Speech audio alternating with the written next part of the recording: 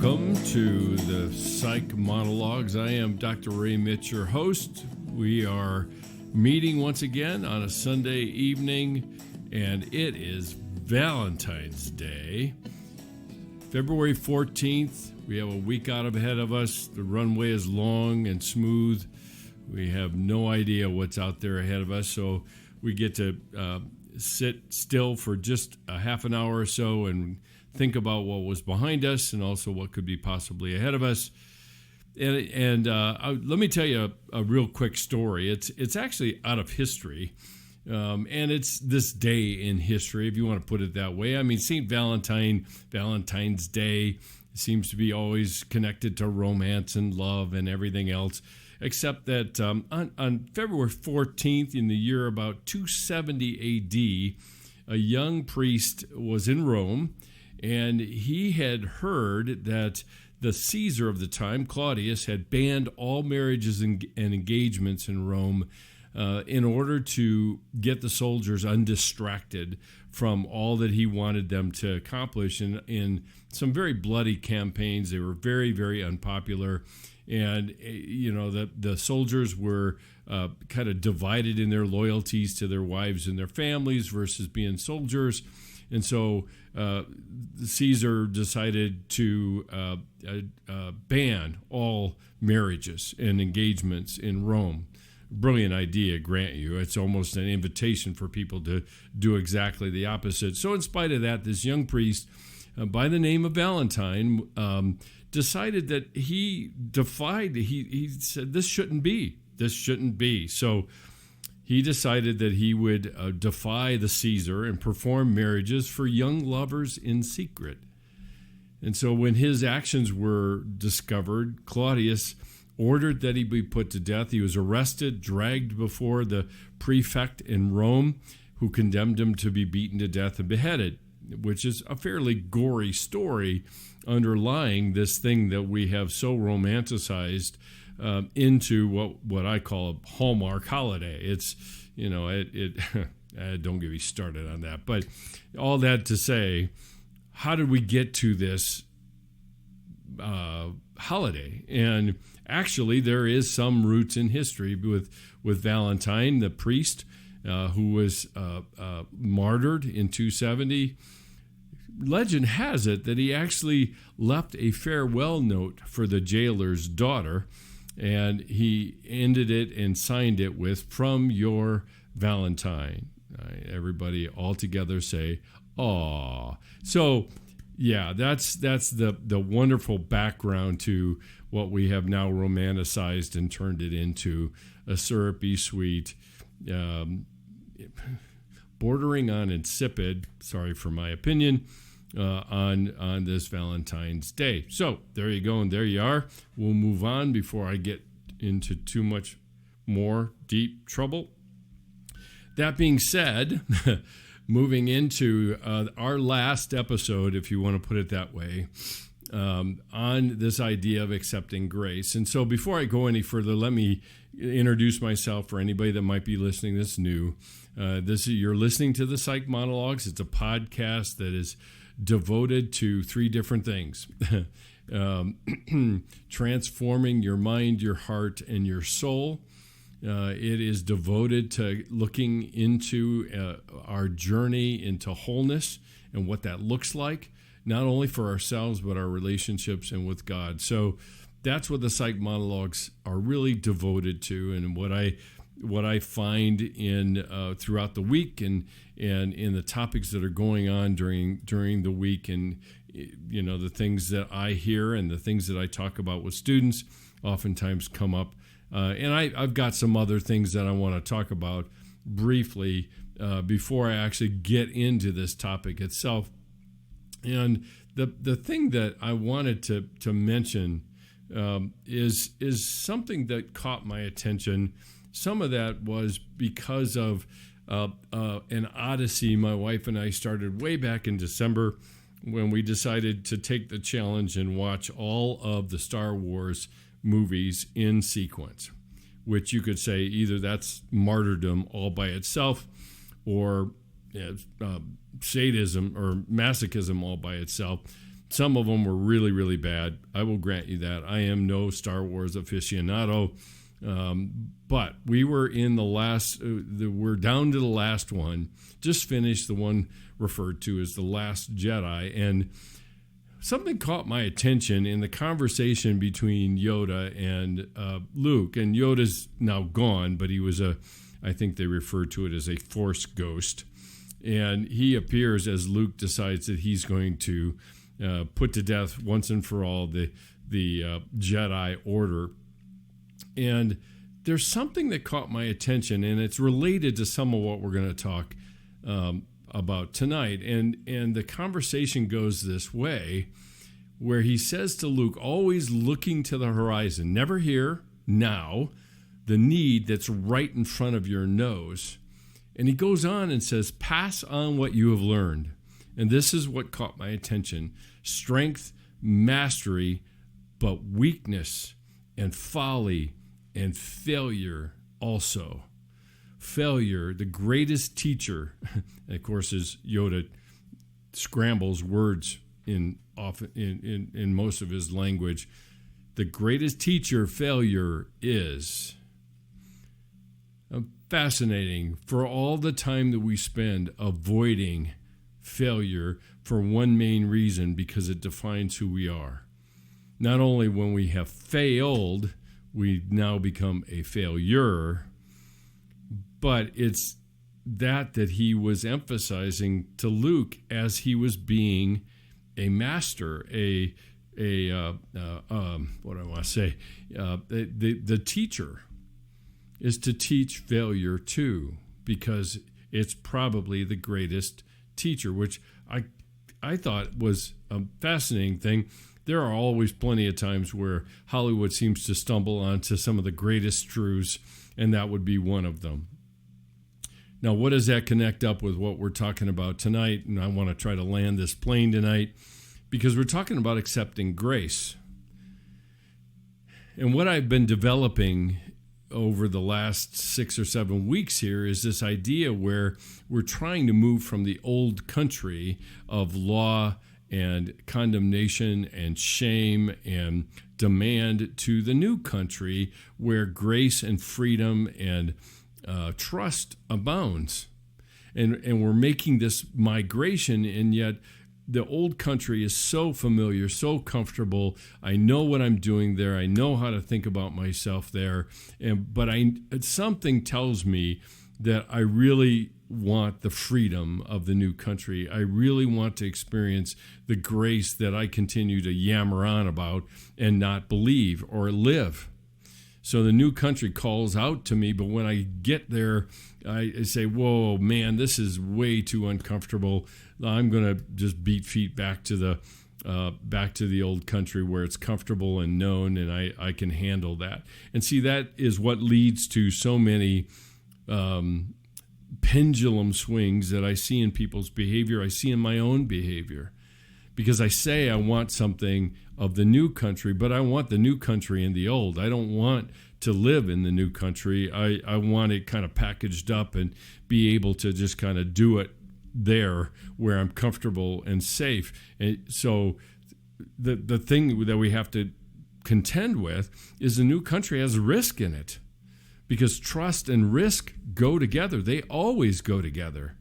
And that's what the new country holds out to us. With that risk comes great fulfillment, but also comes the potential for not doing things quite so well. So when Yoda says folly and failure and difficulty, it's not an indication of something bad. It's an indication of what life is, and whether or not I'm going to live with it as it is, or I'm going to fashion it into something I can control and kind of dictate to life what it should be, and I'll just make it into that, and that way I'll be safe and comfortable and so forth.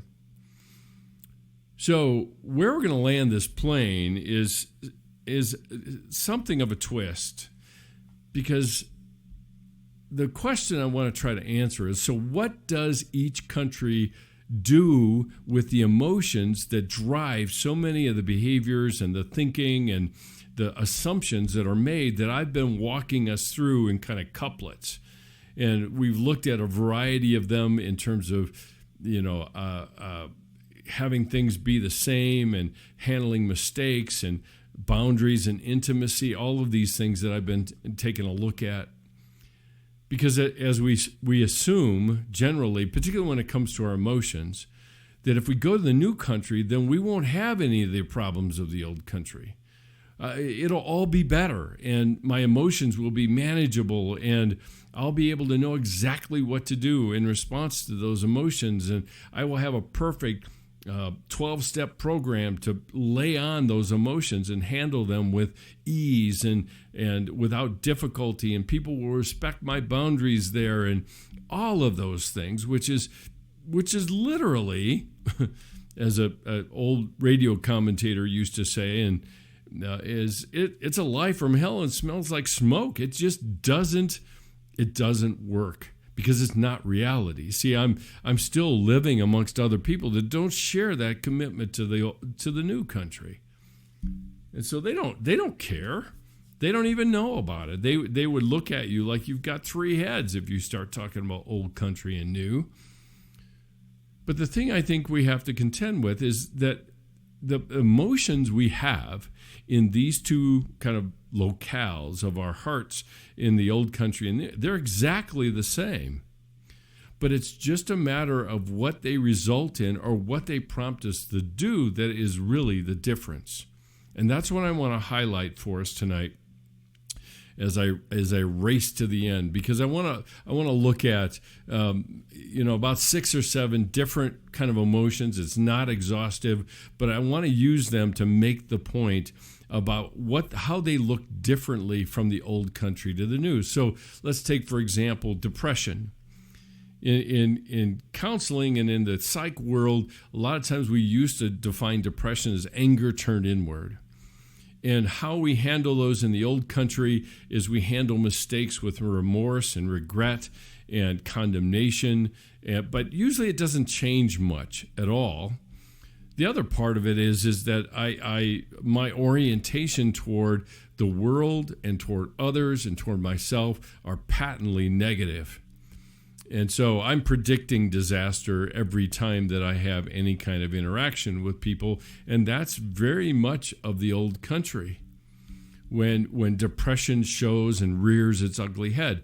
Here's another one, anxiety and fear. Well, how do we cope with that in the old country? Usually with rigid expectations of performance that when they are not met, I am a failure.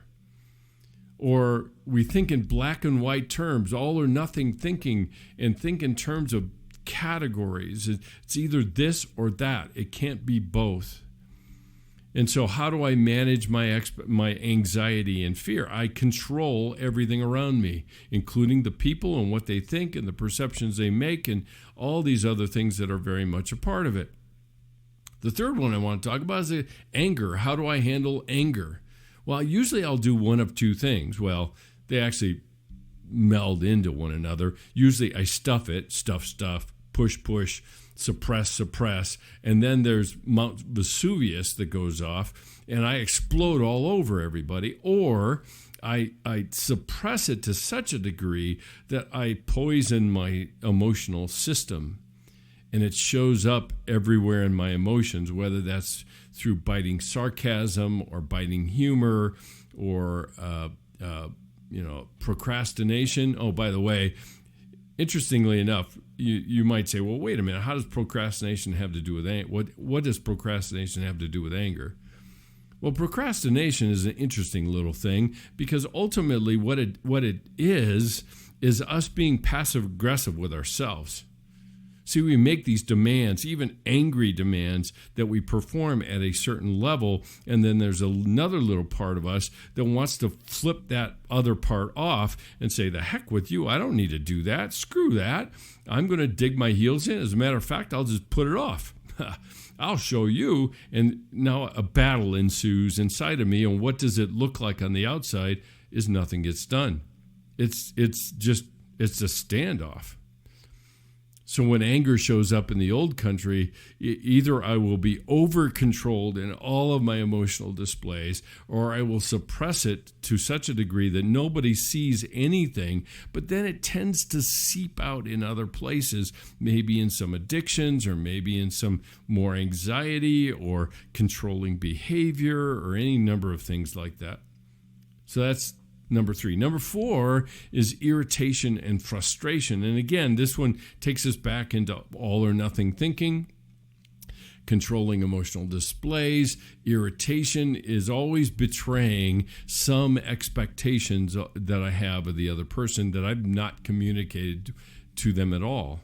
See, and that's usually where most of the friction comes up in a lot of relationships, is that we have an expectation and we haven't communicated it to the other person.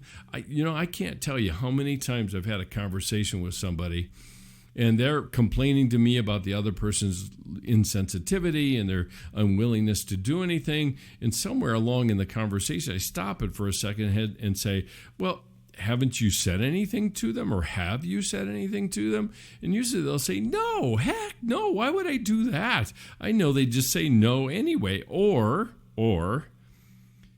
no, I'm not going to do that.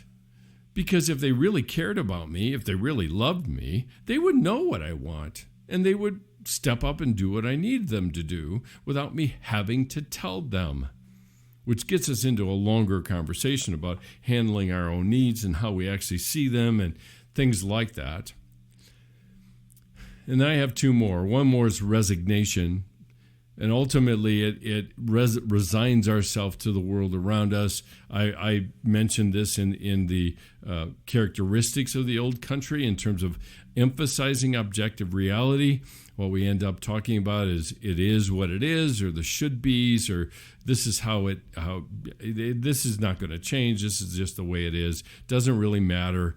And everybody's against me. Everybody's just pitched against me. I have no choice. I have no option. And I know how it's going to turn out. I can already predict that. So why bother? And in psychology, we refer to that as kind of an external locus of control. It's my external circumstances dictate to me how I'm going to feel or even evaluate myself. And then the last one is hopelessness. And hopelessness oftentimes comes because of the echo between the public domain, the external, and the internal harsh criticism we have of ourselves. And when those two things come together and they begin to echo one another, I'm in deeper weeds than if it was just me and my own critic. Because suddenly there's a consonance between these two things, and I'm in bigger trouble than I can ever imagine. And this is when I start collecting evidence for my own self-condemnation. And so what you see with just a few of these is what the old country looks like. And ironically, I think I've done a reasonable job at describing these and how awful these are. I mean, no one would choose to be caught in these states, and yet this fits into the phrase that I often say, would you rather have a known dragon or an unknown angel? Because this is the known dragon. These are all the characteristics of the known dragon, and I'd rather have that than something that I take the risk in not knowing. So how is it different? How is it different in the new country? And like I said at the very top, they're exactly the same. So I've got the same list of emotions to talk about here, but they result in something very, very differently. Let me give you an example. So let's go back to depression for a minute. What does depression do in the new country that's different, or how do I respond to it differently in the new country than I do in the old? And in the new country, depression drives me into self-reflection. And I begin to reflect on myself in light of some standard, some truth, to see how that interacts or how I interact with the important people in my life, and maybe even do some testing, some reality testing about what I believe to be true and what they are actually saying about me.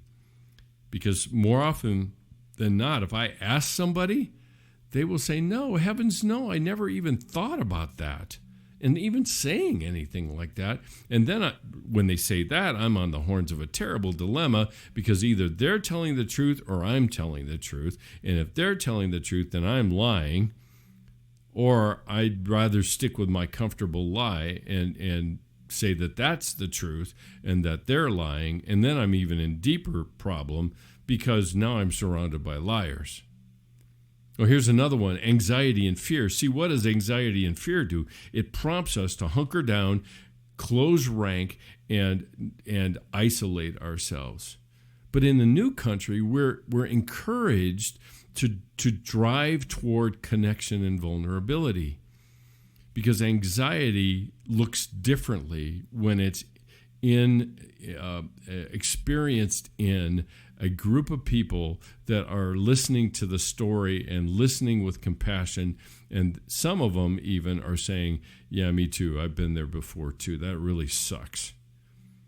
And see, that connection diminishes the power of that anxiety and fear, because we've named it. I have a story that I just read to my students in my grief and loss class called Kiss Your Monster on the Nose. And it tells a story of a little girl who is crossing over a mountain range to get to see her grandparents. And she comes upon a fork in the road where two monsters are.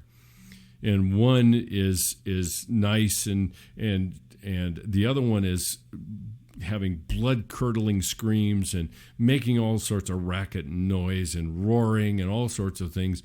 And she decides to go the other direction with the other one. She's still choosing between two monsters. And she goes down the path a little ways with this one, and it's saying, I'm so much nicer and I look a lot better than the other monster, and so forth. And she starts to slow in her pace, and that particular monster looks back at her and says, don't be a fool. But she goes back, and sooner or later she goes the other path, and she sees this monster again, and something kind of seizes her, and she goes up and kisses it on the nose, and suddenly it seems to be able to speak and says, I was just trying to warn you. There might be something that you can learn from me, your fear. And with that, she went that direction, was safe, and came back somebody very changed, because she moved into the anxiety and fear rather than toward the other monster, which was labeled as destruction. The third one is anger, and ultimately, what does that do in the new country? How do we handle anger in the new country? And again, some of this self-reflection leads us into accepting our own responsibility for how we see things and how we interact with people. Our anger oftentimes is generated out of a demand that we make of others without communicating it to us. So it moves us into dialogue rather than a monologue. And then irritation and frustration. What do I do with that? And in the new country, I'm encouraged to talk it through and vent it with safe people who can kind of act as a lightning rod. And when it gets struck by this hard irritation and conclusions that I make and everything else, they take the hit and then they ground it for us. And then they slowly but surely help us to be able to unpack it, to see what is underlying those things. This is the stuff that happens in the new country. And then the last one fits with the one that I talked about earlier, and that is hopelessness and resignation. Resignation is built on that I can see reality for myself without seeing it through any other eyes, and I can predict the future and know how I'm going to interact with it and how I'm going to know it, if you will. But in the new country, we're encouraged to trust God's heart in spite of what the circumstances might suggest. The people there are not instantaneously saying, there, you should be better now. They're not saying that at all. But we cultivate a trusting of God's heart because it's part of the process that results in peace in the long run. Not initially, maybe not for a while, but knowing that God's heart doesn't change in spite of how I see it in light of the circumstances I'm in. And so our hope begins to be built on trust, not built on the circumstances that I'm in. So as you can see, the emotions in the two countries are entirely the same, but they lead to different places for us, and they lead us toward the people that can encourage us to that end. And that's what is so dramatically different. We've walked through some various things. Now, let me add one last thing. And all the people out there that I'm talking to, and they're saying, okay, I get all this. Yep, you've described the landscape really well. I got it really clear. But just please give me a morsel here. How do I do this? And again, I get this question all the time. And the assumption with the question how is, if I fulfill all of these things, then everything will be fine.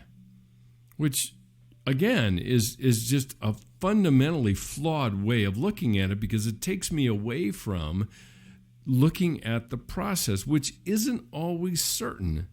It's not always clean. It's not always clear. I have to make some choices. The choices may not turn out quite right. And then I have to learn about what? Accepting grace. So how do I do this? Well, ultimately, I have to begin to make decisions based on trust and grace, which means I can make a decision and not do it quite right, and it not turn out quite right, and I'm still secure in where I am and who I am.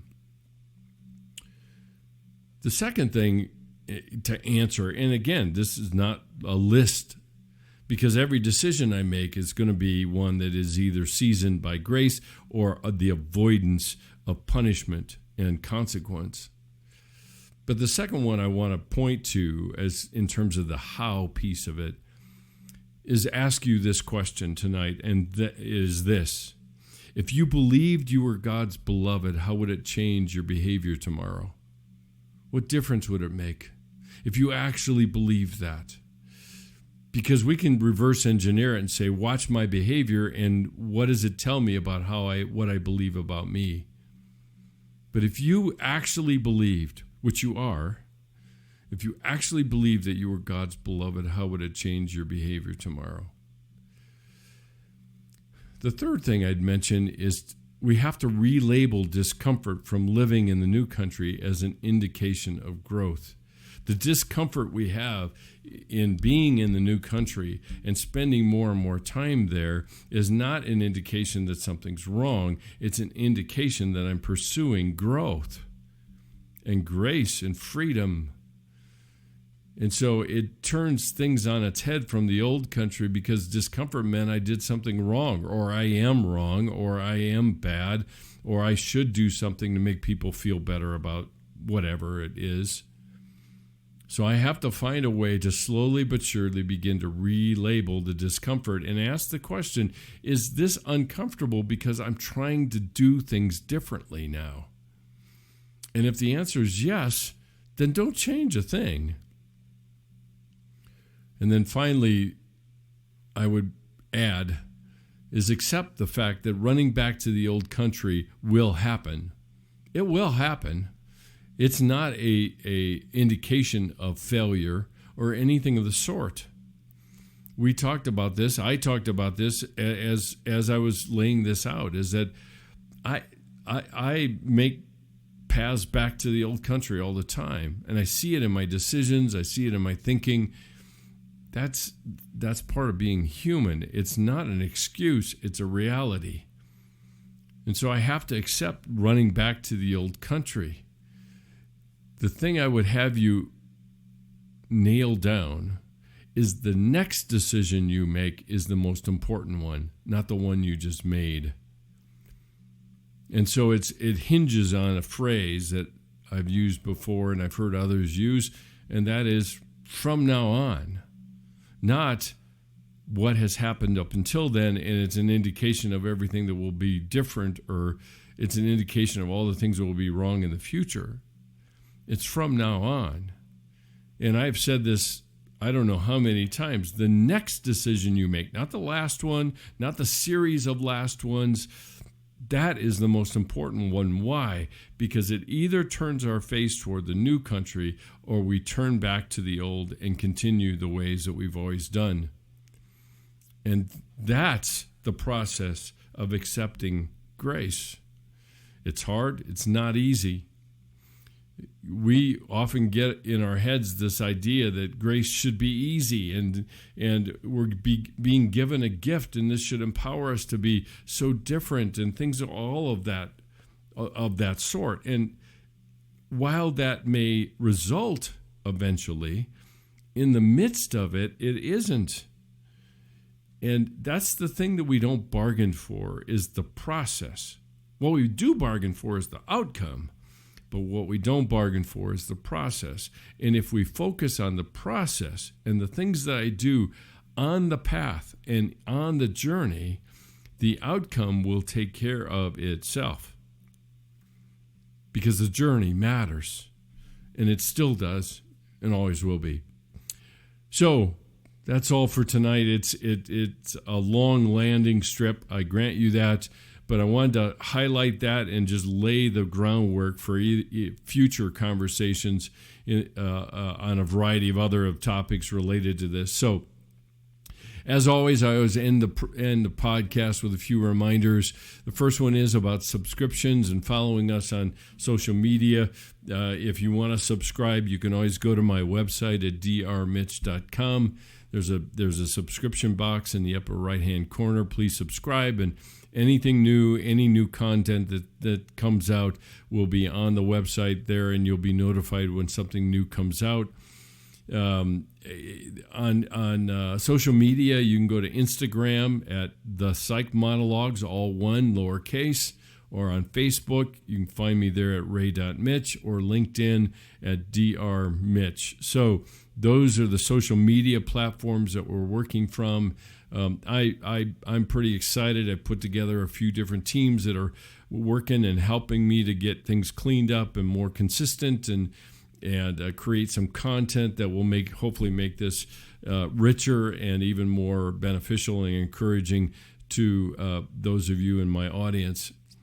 The other thing is finding the podcast itself.